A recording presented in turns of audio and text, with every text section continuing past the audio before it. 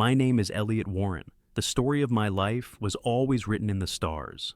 I was a fifth-level colonization specialist, an architect of the future, until this moment, until this icy metallic scream.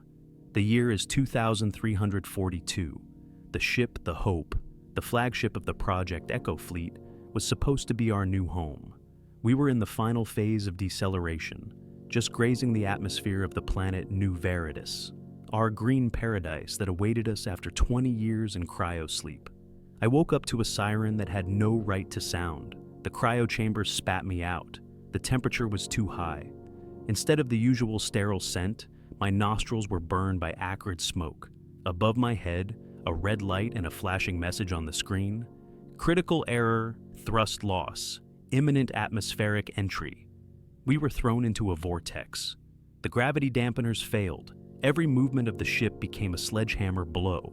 I was strapped into a medical chair, and only instinct taught me to shove my hands under the restraints to protect my ribs. The drone in the metal became a frantic shriek. The hull, protected by billions of credits, began to crack. Outside the viewport, where the blackness of space should have been, there was a fiery inferno. We were falling faster than the system had ever calculated. Then, silence. A brief, deafening moment of calm as the engines simply shut down. And then, the final, definitive impact. The impact was not vertical, but lateral. We weren't just crashed, we were shredded against a mountain ridge. My chair restraints held, but a section of the plating near my compartment exploded. I lay there, stunned, inhaling icy air. The ceiling was replaced by the sky, black as anthracite, smeared with green and orange streaks of smoke. All around me was a glass rain of debris. I unbuckled myself. My training took over. No panic, only instruction. Assess, stabilize, move. I was in the medical bay, now buried in wreckage. The first person I saw was my colleague, Dr. Lionel Gale, his chair ripped from the floor. No signs of life. All cryo chambers were offline. Out of the 8,000 colonists who were meant to settle New Veritas, none had survived. But the crew... I scrambled through the debris toward the communications compartment, which should have been the most robust. There, slumped over the console, sat Kai Lin, our engineer. He was alive. On his face was a cut, but he looked at me with intelligent yet vacant eyes. "Eliot, what happened?" His voice was hoarse. "Atmospheric entry." I checked my scanner. "We are on the surface, not Veritas. This is atmospheric Moon 3, unscheduled, -20 Celsius. Pressure is low, but breathable. The hull, it's breached." We needed to find Captain Reed in the main command module, but only a molten pit remained where the command module had been. An hour later, using light from the surviving emergency batteries, we gathered everyone we could find. Out of a crew of 200 who were awake to manage the landing, only 7 of us remained. Eliot Warren, me, colonization specialist, the leader. Kai Lin, engineer, technical support, struggling with panic. Sarah Jones, biologist, most vital resource for planetary assessment. Konstantin Kosta Petrov, security officer, tough but highly suspicious of my leadership. Dr. Michelle Durant, medic, shocked but functional. Lieutenant Zach Smith, pilot, currently aimless but skilled. Oliver Reese, comms operator, frightened but salvaged equipment. We stood around a burning piece of wreckage that yesterday had been our home. All around us was a world that shouldn't have been. Our scanners showed this was not New Veritas. This planet was cold, harsh. 3 suns shone, but they were distant and provided little warmth. The surface was gray-violet, covered in frost. And the most terrifying thing, the vegetation. Sarah, the biologist, caught her breath. Organic structures, resembling crystalline stalagmites, jutted out from the snow. They were translucent, glowing with a faint purple light, and as soon as the heat from the wreckage touched them, they began to crack and explode, releasing an acrid green gas. "Don't touch the ground," Sarah whispered, backing away. "This isn't standard vegetation. This is a silicon-based life cycle, extremely dangerous." Costa, the security officer, raised his pulse rifle. "That means we're alone here, Eliot, and that means we're home." His voice sounded like a challenge. He had survival experience. I was a colonization specialist, but he was a soldier. Our first internal conflict was brewing. The first task was to find the life support module. It was a cylinder the size of a truck, designed for autonomous operation. If we found it and it was intact, we had oxygen, water, and protection. Kai, can you track the beacon frequency? I asked. Kai pulled a small portable locator from under the debris, his hands trembling. The system was designed by me, yes, theoretically, but the beacon might be damaged. Oliver, the comms operator, approached me. He was pale. Mr. Warren, I managed to restore a tiny transmitter. I sent an emergency signal, but not home. Where then? I sent it on the frequency of Project Echo. A chill went through me. Project Echo was highly classified. No civilian ship should know that frequency. That's a mistake, Oliver. No one will answer us. Oliver shook his head. No, on the contrary, we just caught a response. A very weak but regular signal. It's coming from here. We hadn't crashed on a deserted planet. Someone or something was already here. The first 48 hours were a blurred marathon. We named our temporary camp Phoenix, hoping for a rebirth. Our luck lay in the fact that the life support module, LSM, was intact. Kai, though on the verge of hysteria, managed to connect it to an emergency generator. This gave us clean air, minimal heating, and the ability to melt snow for water. The LSM was the only citadel amidst the wreckage. However, this didn't resolve the leadership issue. Costa managed the salvage operations with an authoritarian efficiency that grated on me. He was a soldier, and his decisions were quick and rigid.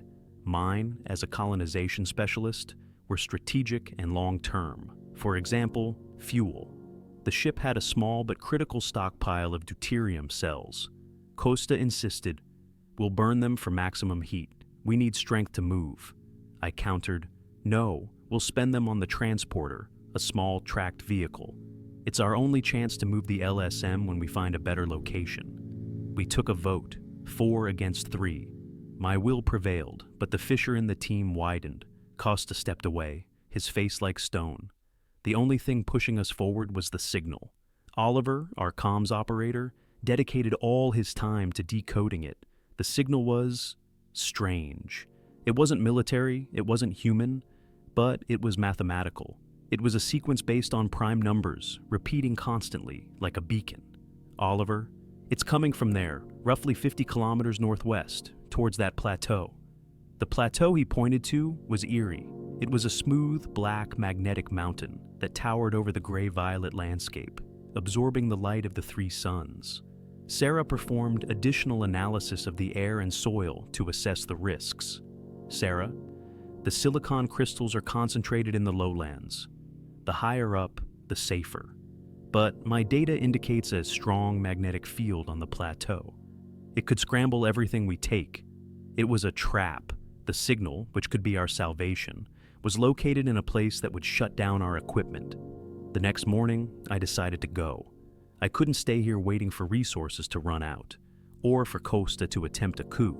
The reconnaissance team consisted of 3: Eliot, me, navigation, strategy; Costa, security, to keep him under control; Sarah, biological and geological assessment. We prepared the transporter, loading it with minimal oxygen supply, food, and heaters. As we drove away from the LSM, I saw how pathetic the remains of the Hope looked. It was a metal skeleton, sliced in half. Our dead remained inside. We couldn't bury them. We headed northwest. The landscape resembled moon surface photos, but with surreal purple crystals. At the first stop, as the suns began to set, we realized how profoundly wrong we were about the nature of this place. We pitched the tent near a small ravine. Costa was on watch when Sarah woke me up. Sarah, whispering, "Eliot, you have to see this, but be quiet." I crawled out of the tent. The air was freezing, the silence absolute. Slowly moving through the ravine was the silicon life cycle. It wasn't just a crystal, it was a creature. A huge, transparent, multifaceted organism that glided across the ground. It had no eyes, but its shape resembled a huge, clumsy crab. It approached the remains of one of the emergency rockets lying nearby. The creature extended a limb and punctured the metal casing.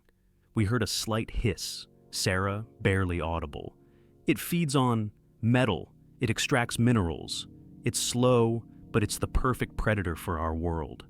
Costa raised his rifle. "One shot, and it shatters." "No!" I grabbed his arm. "If it explodes, that gas we saw earlier will blanket us. We don't know how it reacts to energy weapons. We just have to stay quiet." We spent several hours watching this alien life form, slowly digest the metal. It was the scariest lesson. Our technology, our only resource, was food to them. When the creature crawled away at dawn, we saw that only an empty melted shell remained of the rocket. We realized our mobile base, our transporter, was a tempting treat for them. We had to reach the plateau faster than these crabs could reach our base. On the second day of the expedition, we reached the foot of the Black Plateau. Just 2 kilometers away, our instruments began to go haywire. The GPS unit died. The radio transmitter let out one final screech and fell silent. The signal locator still worked, but its screen flickered and the needle spun erratically. "We've hit the limit, Eliot," Costa said. His voice held more respect than before.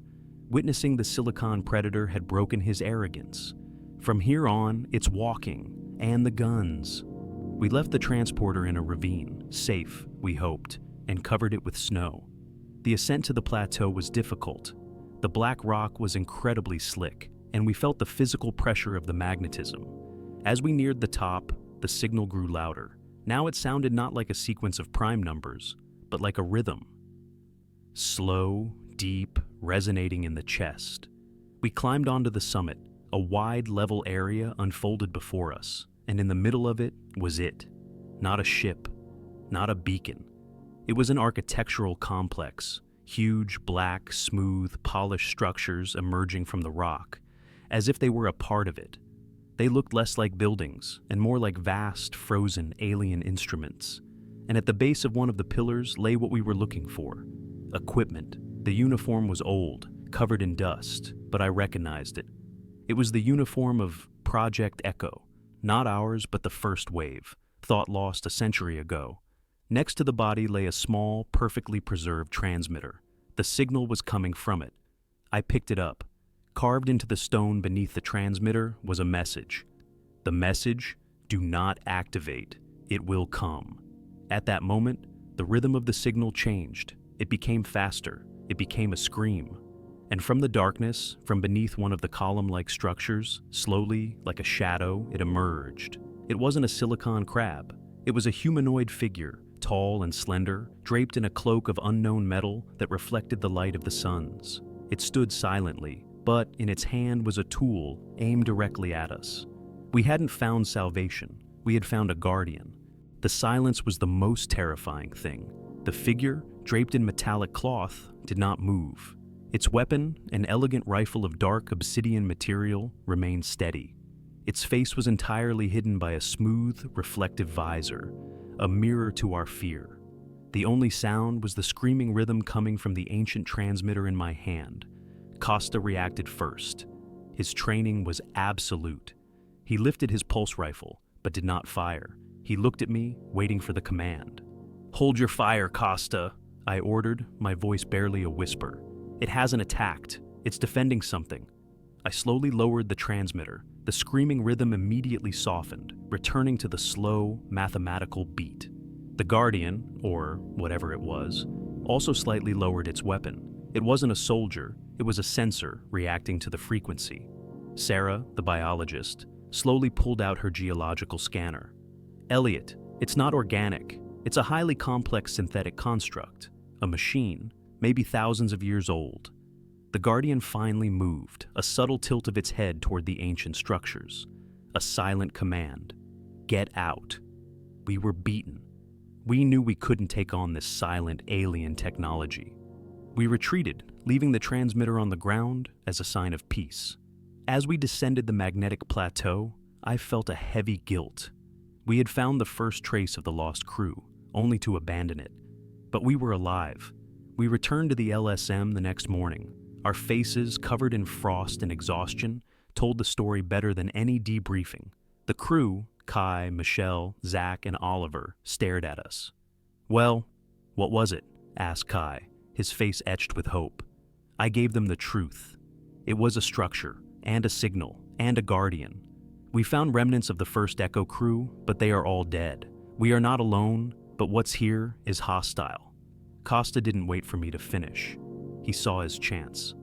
"He is lying, partially," Costa said, stepping forward. He was tall, his frame hardened by military discipline. We found a perfectly functional, permanent structure. We could have secured it and had a real base, better than this metal can. But Eliot showed weakness. He abandoned the only chance we had because of a silent scarecrow. The words hit their mark. Panic was always close to the surface, and Costa was offering a clear, aggressive alternative. "Eliot's specialization is colonization, not survival," Costa continued, addressing the others, his gaze sweeping over Zach, the pilot, and Kai, the engineer. "He prioritizes long-term planning over immediate action. We need a soldier. We need to secure that technology, not run from it." Zach and Kai hesitated. They respected me, but Costa spoke with the authority of immediate survival. The tipping point came with the food rationing. Our estimated duration on the remaining supplies was now only 10 days. Dr. Durant, the medic, was deeply worried about scurvy and psychological stress. I proposed a strict shared regime, 1,000 calories per person per day. Enough to survive, but not enough to thrive. Costa proposed a different plan. The weak shouldn't consume what the strong need for the mission. Oliver and Michelle, they are not frontline personnel. They get half. We, who fight, eat normally. Michelle, pale and exhausted, recoiled. Oliver looked betrayed.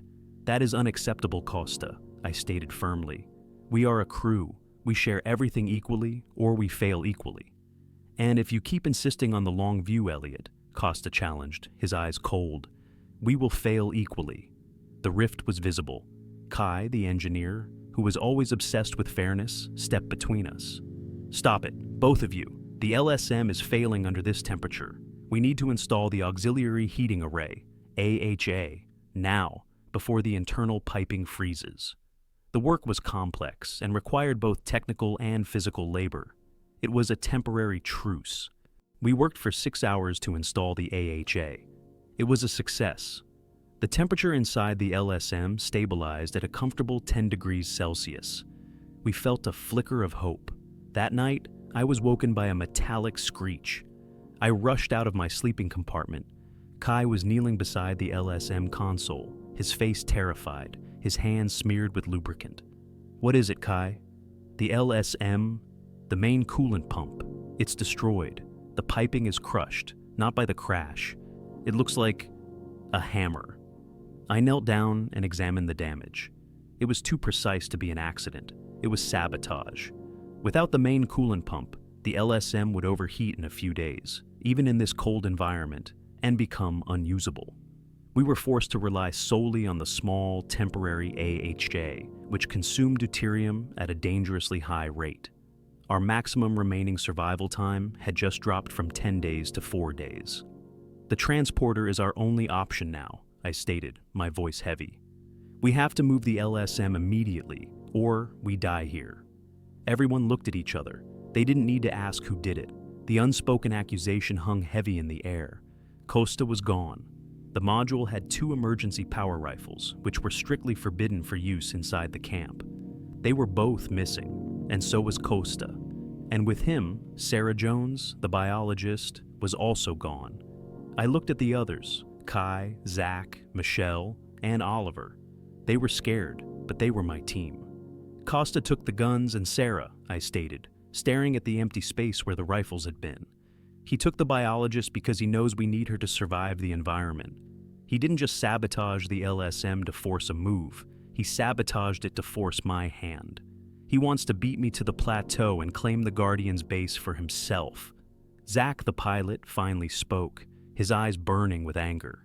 "He took the transporter, Eliot. He left us nothing. The transporter is gone." We were stranded. Our LSM was a ticking time bomb. Our best survival expert was gone, and our strongest member had left us to die. The only piece of equipment left, sitting uselessly beside the LSM, was the long-range comms array.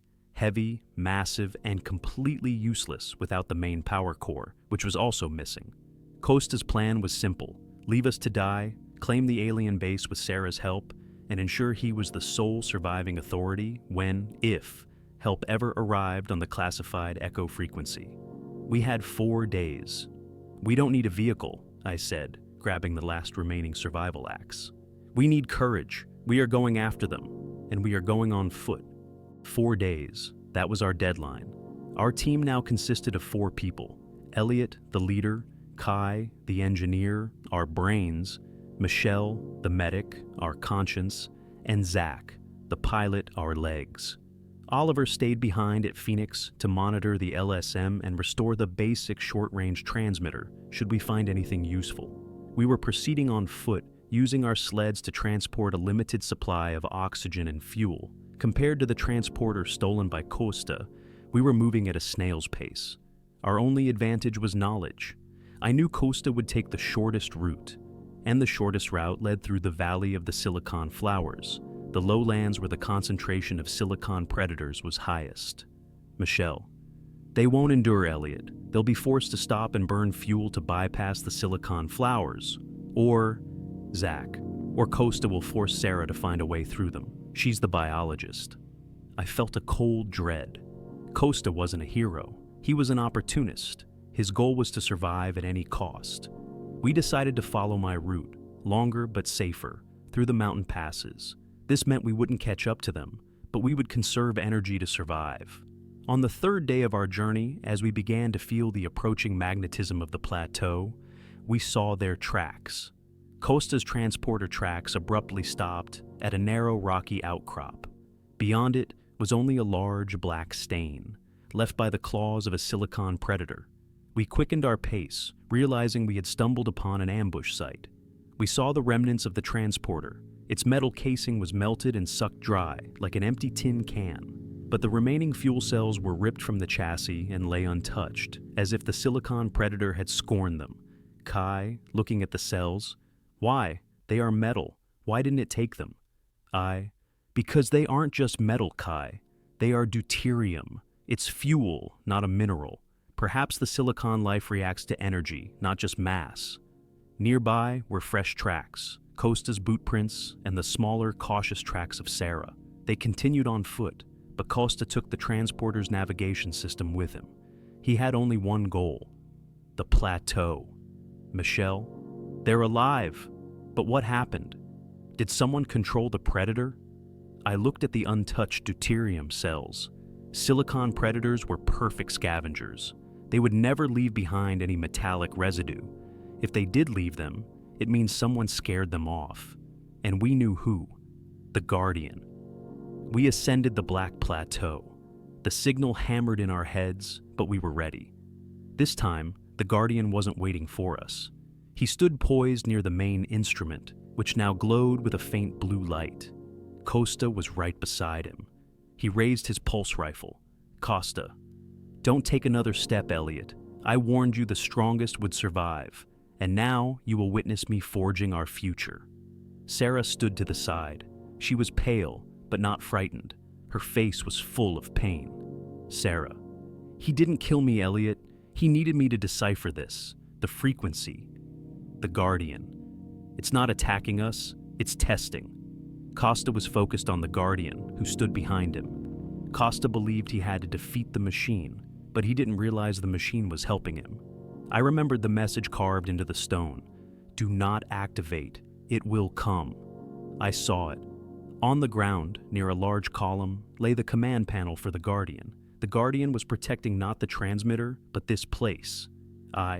"Costa, look at yourself. You did exactly what it wanted. You killed the crew to get here, and now you're ready to kill us to seize this technology."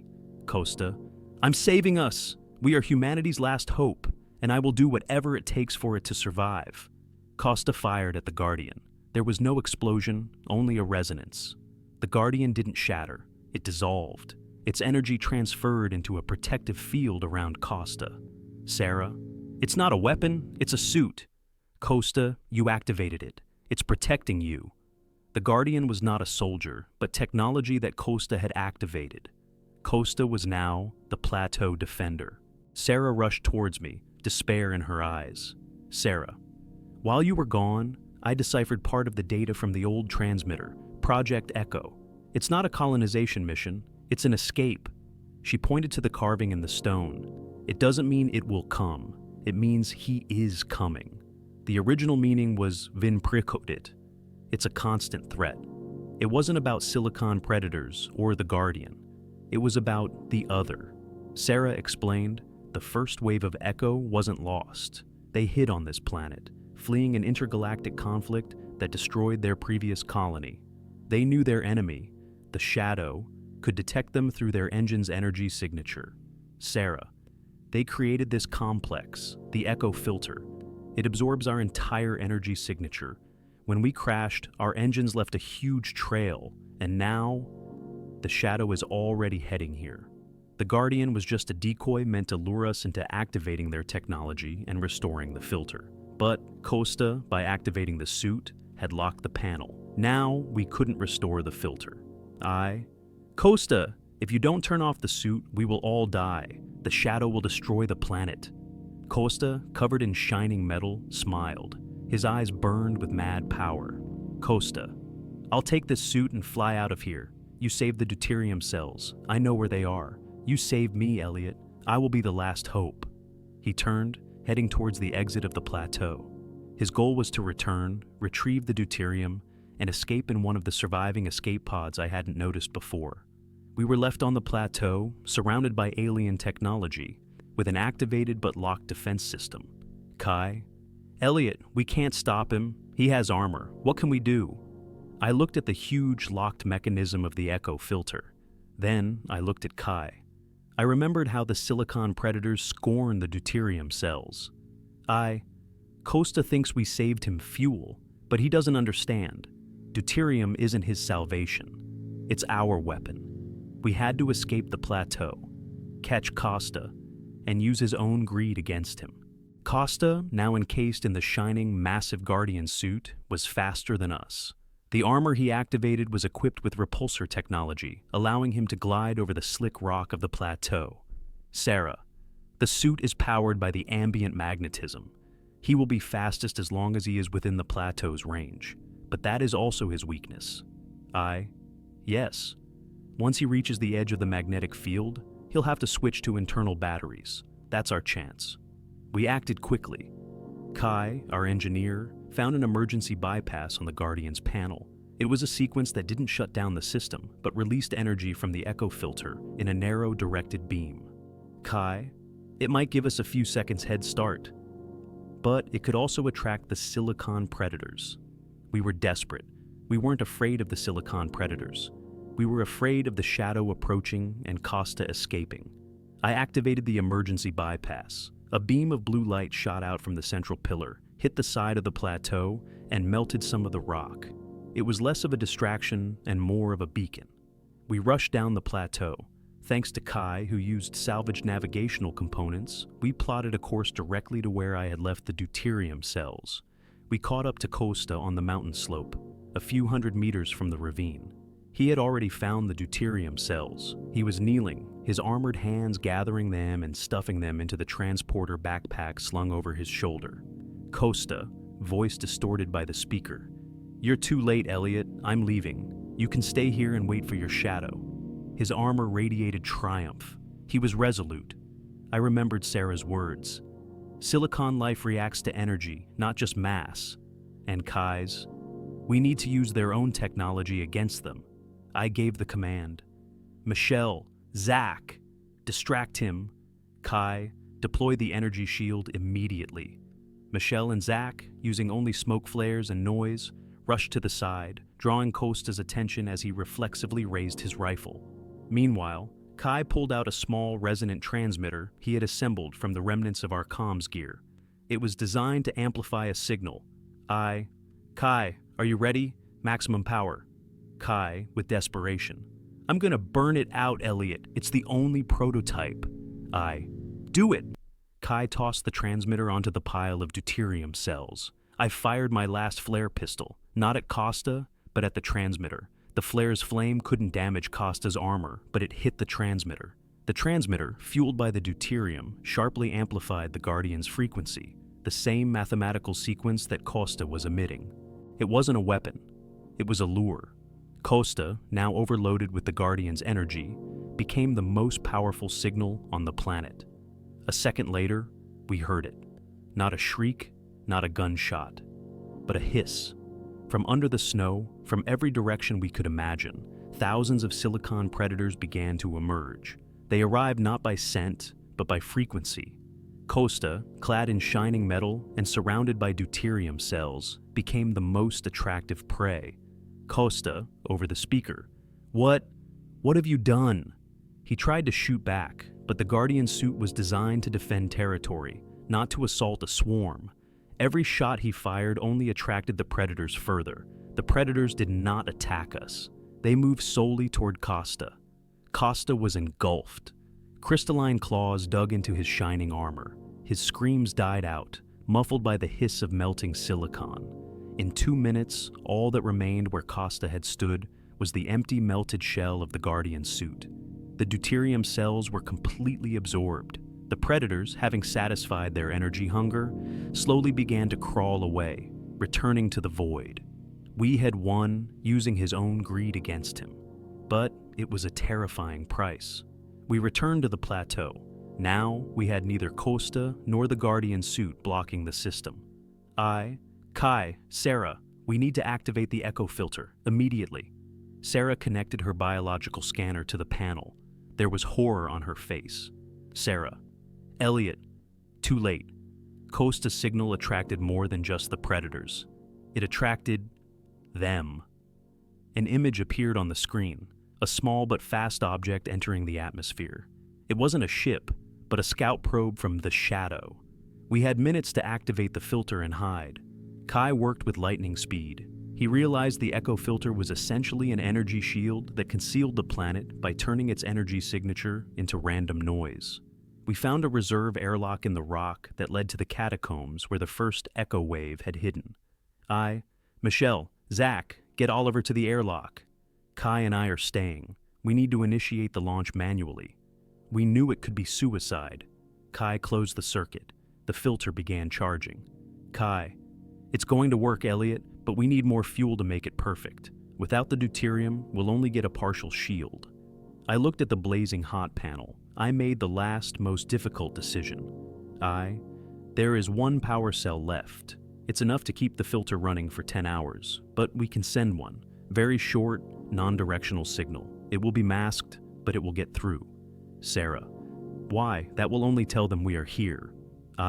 No, it will be a reply to their warning. It will tell humanity that the Shadow is coming. It will be a warning, not a plea for help.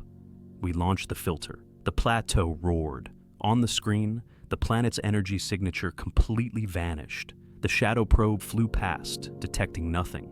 At the exact same moment, we sent the warning signal, using the last energy reserve. We did it. We survived. We descended into the catacombs. There, in the tunnels carved out by the first echo wave, we found sanctuary. There were 6 of us: Eliot, Kai, Sarah, Michelle, Zach, and Oliver. We were the last remnant of the hope, and perhaps the last hope for humanity. We found vast stores of food, oxygen, and generators left by the first wave. We were home. One day, as we sat in silence looking at the old maps of the first mission, Sarah put her hand on mine. Sarah, Eliot, you chose life. Costa chose power. I know, Sarah, but what now? Sarah, now we wait, and we build. We are not just colonists, we are witnesses, and we must pass on the knowledge. We began to restore the first wave station, using our experience and their knowledge. Kai developed a new biological generator powered by local flora that left no energy signature. Michelle began developing vaccines against local diseases. 6 months later, I stood on the plateau, looking at the 3 suns and the restored, perfectly functioning echo filter. Our planet was invisible. I did it. I saved us. But the biggest fear remained: the signal. I knew our warning signal had rung out somewhere in the universe. I knew it might not be heard. I knew this was only a reprieve, We survived. And now we lived with a singular mission, to be ready for the arrival of the shadow,